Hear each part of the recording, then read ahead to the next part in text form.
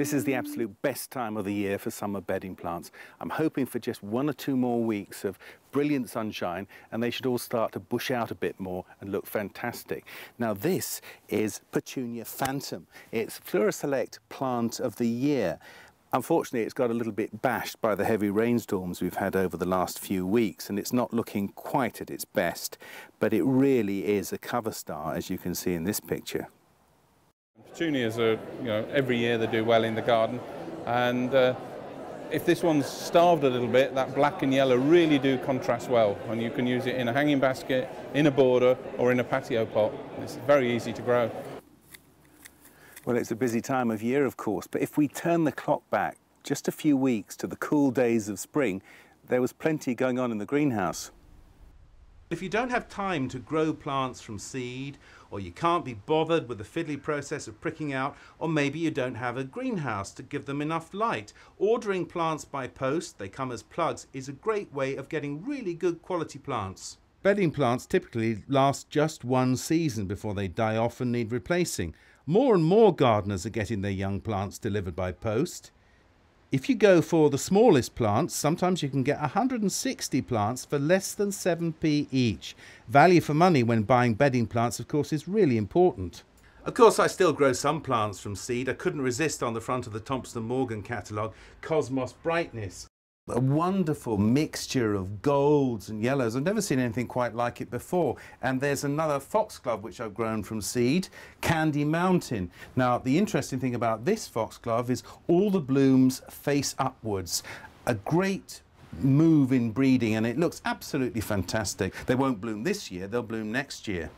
Some bedding plants like Impassions, Begonia and Petunia are also difficult to raise from seed. Buying them as plug plants ensures that you'll receive all the plants that you need and you won't risk the disappointment of failed germination. So what's the public's favourite bedding plant? Has to be Begonia Apricot shades. It's one of those that you never see in the garden centre because it never looks good because it flowers later. But for a home gardener to grow that, it cascades, and there's apricots, there's yellows, there's picotees. It's so easy to grow and gives a wonderful display. Plug plants measure approximately 4 to 8 centimetres in height from the root of the plant to the top of the stem. But of course it's not just flowers that you can get as plug plants. For the first time this year, grafted vegetables have become available to the public. It's a commercial technique that we've taken on board for the amateur, and slightly different reasons. Commercially, the great benefit is they will grow at lower temperatures. So, as you can imagine, in commercial nurseries, great savings on fuel. More and more people these days are growing vegetables in small containers on their patios. And actually you can grow a wide range of vegetables on the patio these days.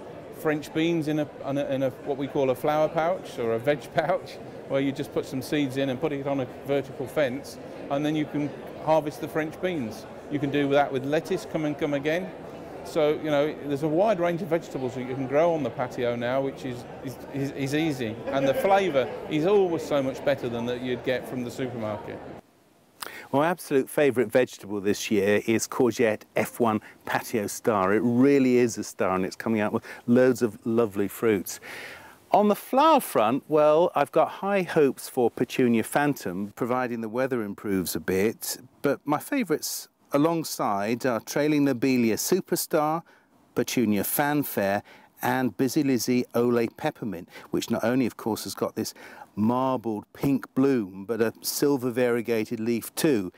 And for scent and colour, I absolutely adore Nicotiana Perfume Mix, but of course that comes into its best as the sun goes down. The good thing about plug plants delivered through the post is that you always get full instructions, so you don't need to worry too much. The important thing though is, as soon as they arrive, get them into light and get them watered thoroughly. So I hope this little bit of advice about how to grow plug plants has been useful to you, and let's all hope for a good summer.